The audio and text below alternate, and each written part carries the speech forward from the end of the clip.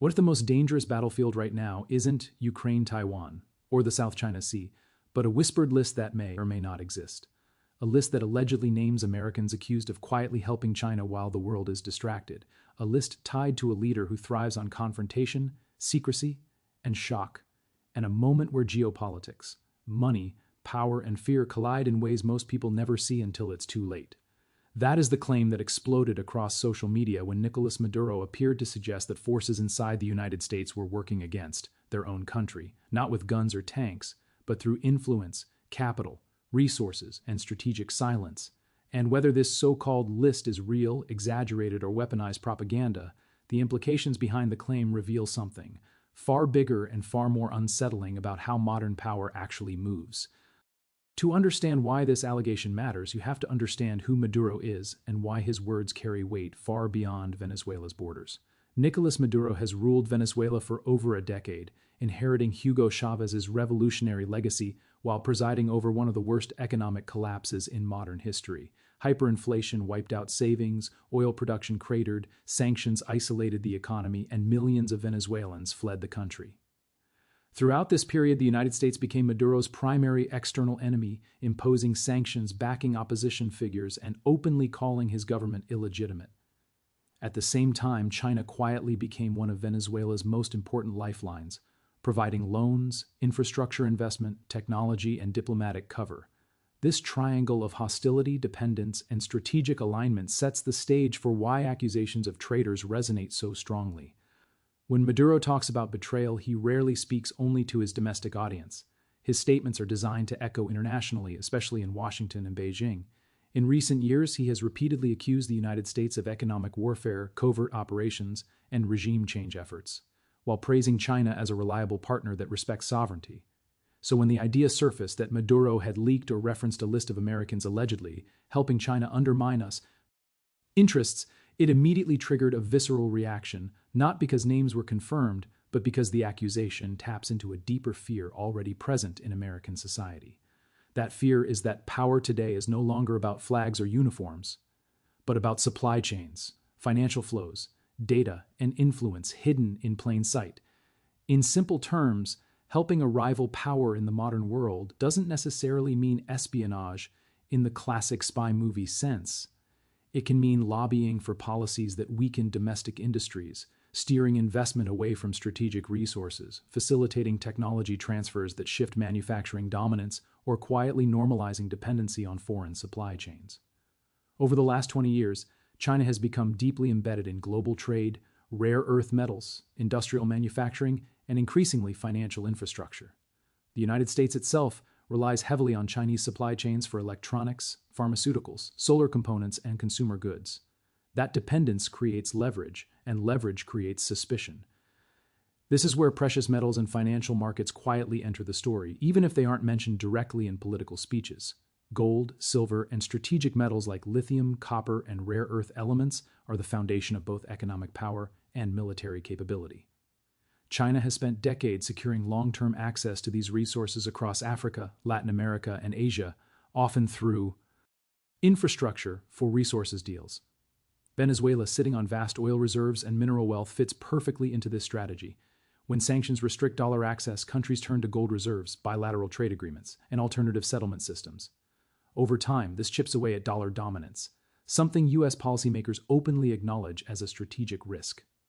So when accusations surface about Americans allegedly helping China, the subtext is often about who benefits when the dollar weakens, when U.S. manufacturing erodes, or when strategic metals are controlled offshore. Is it intentional betrayal, ideological alignment, or simply profit-driven behavior operating within legal gray zones? That question is uncomfortable because it blurs the line between treason and business. Multinational corporations, hedge funds, and investment banks operate globally, seeking returns wherever they exist. Capital itself has no nationality, and that reality makes it incredibly difficult to separate national interest from corporate interest. Historically, accusations of internal betrayal surged during periods of declining confidence. In the Cold War, it was communism. In the post-9/11 era, it was terrorism. Today, it is economic displacement and strategic competition with China. Maduro's rhetoric fits neatly into this pattern, not because he controls the narrative in the United States, but because his claims amplify existing anxieties. Americans already worry about jobs move ing overseas about technology theft, about debt, inflation, and whether their financial future is being quietly compromised by decisions made far above their heads. Financial data reinforces why these fears persist. U.S. national debt continues to climb, interest payments consume a growing share of the federal budget, and foreign holders, including China, still own large portions of U.S. treasuries, even as they gradually diversify away. Meanwhile, central banks around the world have been increasing gold purchases at the fastest pace in decades, signaling a desire to reduce reliance on the dollar. Gold, in this context, is not just a metal, it is a vote of no confidence in long-term monetary stability. When leaders like Maduro speak of traitors and hidden alliances, they are indirectly pointing to this shifting foundation of the global financial system. The shocking element of the alleged list is not whether specific names were revealed, but why such a narrative gains traction so quickly.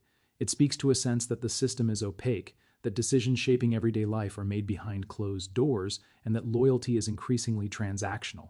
For viewers trying to make sense of this, it raises an important question. If power now flows through markets, resources, and influence networks rather than borders, how do nations even define betrayal anymore? By the end of this story, the real issue may not be whether Maduro exposed anyone, but whether the global order itself is exposing its own vulnerabilities, and whether ordinary people are finally sensing that something fundamental is shifting beneath their feet. Because the moment you move past the shock of the headline and start peeling back the layers, it becomes clear that this story isn't really about a physical list at all. It's about perception, leverage, and how narratives are used as weapons in an era where information moves faster than verification. When Maduro or figures around him hint at betrayal inside the United States, they are stepping into a long tradition of geopolitical signaling, where the suggestion of hidden enemies can be more powerful than proof. History shows that during times of global transition, leaders often invoke internal traitors to explain external pressure, and those accusations resonate most when people already feel economically insecure. To understand why this narrative sticks, you have to look at the broader US-China rivalry through an economic lens, not a military one. China's rise has been driven less by conquest and more by integration, embedding itself into global manufacturing, trade finance, and commodity supply chains. Over the past 3 decades, American companies offshored production to reduce costs, boost margins, and satisfy shareholders. This created cheaper consumer goods but also hollowed out domestic manufacturing in many regions. Was that treason, or was it capitalism following incentives? That question sits at the heart of why. Accusations like Maduro's spark outrage without requiring evidence. Take rare earth elements as an example. These metals are essential for smartphones, electric vehicles, renewable energy systems, and advanced weapons. China controls a dominant share of rare earth mining and processing.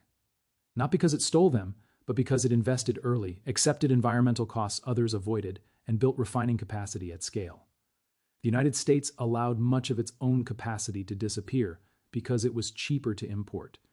Years later, policymakers realized this dependence posed a national security risk. When someone points to Americans who benefited financially from those decisions, are they collaborators or participants in a system that rewarded short-term profit over long-term resilience? The same logic applies to financial markets. Wall Street firms operate globally, trading Chinese equities, underwriting bonds, and facilitating capital flows that benefit investors on both sides of the Pacific. U.S. pension funds hold stakes in multinational companies deeply tied to China's economy. At the same time, China has steadily reduced exposure to the dollar by increasing gold reserves and promoting alternative payment systems. This doesn't happen in isolation, it happens because markets respond to incentives, risks, and returns. When Maduro accuses Americans of helping China, he is exploiting the uncomfortable reality that economic interdependence blurs the line between cooperate, ion, and competition. Precious metals play a quiet but critical role here. Gold has historically served as a hedge against political instability, inflation, and currency debasement. When trust in institutions weakens, demand for gold rises. Over the past decade, central banks, particularly in countries wary of U.S. sanctions, have accelerated gold purchases. China and Russia have led this trend, but they are not alone. This signals a shift away from dollar-centric systems, not overnight, but gradually. For countries like Venezuela locked out of traditional financial channels, gold becomes both a store of value and a tool of survival. When Maduro speaks about betrayal, he is also signaling defiance against a financial order that punishes non-compliance. From the American perspective, this creates a paradox. The US dollar remains the world's reserve currency, granting enormous power, yet that power depends on confidence. If allies and rivals alike start hedging through gold and bilateral trade agreements, that confidence erodes. Critics argue that some U.S. elites benefit from this erosion by positioning themselves ahead of the shift, investing in commodities, emerging markets, and alternative assets.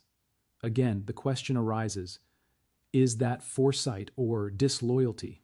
In a system where markets anticipate change, those who move early are rewarded, even if their actions indirectly weaken national leverage. Media amplification intensifies everything. A vague statement becomes a vira. L-clip. A speculative blog becomes a definitive claim. Algorithms reward outrage, not nuance. For viewers scrolling through headlines, the idea that a foreign leader has named American traitors feels explosive, even if no document exists. That emotional reaction is precisely what makes such narratives effective. They bypass rational analysis and tap into fear, anger, and a sense of betrayal that many already feel, due to rising living costs, stagnant wages, and uncertainty about the future. It's also important to recognize how accusations of betrayal are used defensively. For Maduro, blaming external enemies and internal collaborators shifts responsibility away from domestic policy failures. For audiences abroad, it reinforces the idea that chaos elsewhere is the result of hidden manipulation rather than structural issues. This pattern repeats across history, from ancient empires to modern nation-states. The names change, the technology evolves, but the psychological mechanism remains the same. So when people ask whether Maduro really exposed a list, the more important question might be why so many are willing to believe such a list exists. What does that say about trust in institutions, transparency in governance, and the perceived alignment between political leadership and ordinary citizens? When confidence breaks down, even unverified claims feel plausible. By looking at this story through the lens of economics, resources, and power, it becomes clear that the shock value masks a deeper transformation. The global system is shifting from one centered on clear alliances and rules to one defined by overlapping interests, financial complexity, and strategic ambiguity. In that environment, accusations of betrayal will only become more common, because uncertainty creates space for suspicion, and suspicion thrives when the rules are no longer clear, because